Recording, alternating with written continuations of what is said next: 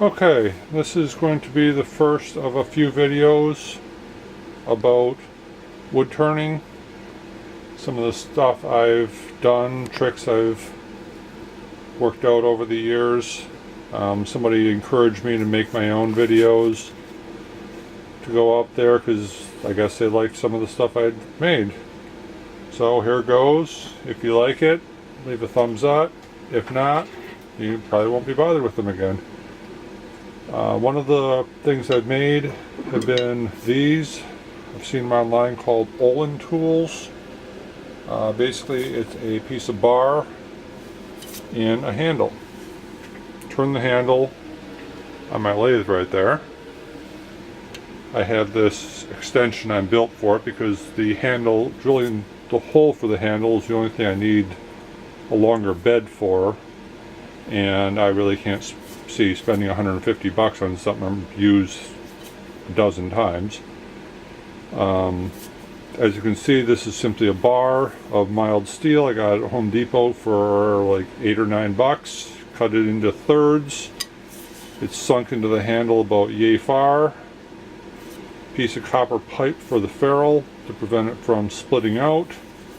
This one has a like a gouge like bit in it. Little set screw right there. Tighten it, loosen it, and change bits, whatever. I got this bit at a garage sale as part of a box of them. I think they were for a shaper, but I don't know, to be honest with you. I've made some beefier ones. This one I didn't even put a ferrule on because the thing is massive. This is about 1.25 inches diameter.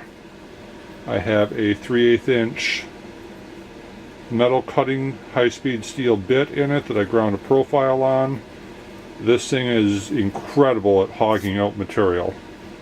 I can stall the lathe out no problem with it. The tool doesn't hardly move. This piece of steel is actually from a car shock. It was a royal pain to get cut because it was hard, and I didn't know that beforehand. It's case hardened, so it's hard on the outside, soft on the inside.